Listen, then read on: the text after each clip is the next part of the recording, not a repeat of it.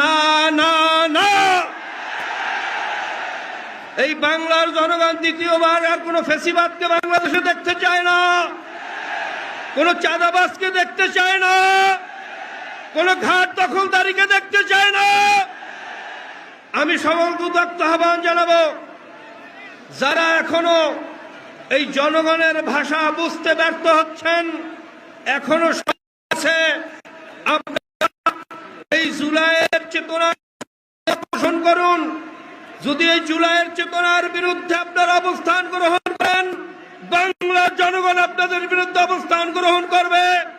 আজকে বিসমিল্লাহর দোহাই দিয়ে আপনারা বলতেছেন শরিয়া আইনে আমরা বিশ্বাস করি না, আপনারা বলতেছেন আজকে বাউল শিল্পী যে আল্লাহ এবং আল্লাহর রাসূলকে অপমানিত করেছে তার পক্ষে অবস্থান গ্রহণ করে অবস্থান গ্রহণ করেছেন।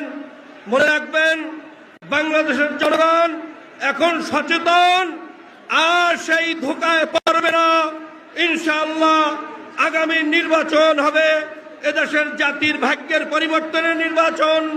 আগামী নির্বাচন হবে ইসলামের নির্বাচন, আগামী সংসদ হবে ইসলামের সংসদ।